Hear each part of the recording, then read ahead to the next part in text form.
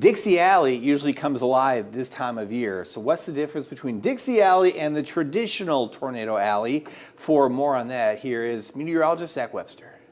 As tornado season quickly approaches, let's take a look at a couple of different hot spots for tornadoes around the United States. We'll start you off with the more traditional, the more classic tornado alley. That's mostly over the central and southern plains from Texas all the way up through South Dakota. Peak activity in Tornado Alley normally happens between May and June, and some evidence suggests that Tornado Alley may be trying to shift a little bit farther off toward the east here recently. The second hot spot for tornadoes around the United States, Dixie Alley. That's across the deep south and the Gulf Coast states from Louisiana and Arkansas all the way over into Tennessee and Georgia. Peak activity in Dixie Alley a little bit earlier in the year, typically through March and April, but there's normally a second increase in activity through portions of the late fall and early winter as well. Some of the key differences between Tornado Alley and Dixie Alley: the land out across Tornado Alley is flatter and it gives you longer sight distances over the hills and the forests that are more common down in Dixie Alley. A lot of the supercells that produce tornadoes in Dixie Alley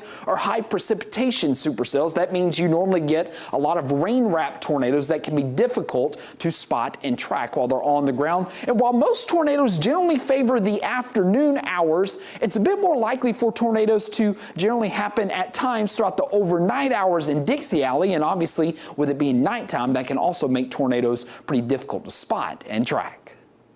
That's a great point, and it's a huge difference because there are a lot of nighttime tornadoes here. No, absolutely, yes. And I think he nailed it to the point of saying high precipitation around here, and it's just so hard to see without how many trees there are, while out west it is just miles and miles of flat land. It's the meteorologist's dream because you can see the whole structure of a supercell right in front of you. Here, you'd have to be above the trees to see anything. Yeah, if it's daytime. Yeah, and if it's daytime. Sometimes it's, 3 o'clock in the morning.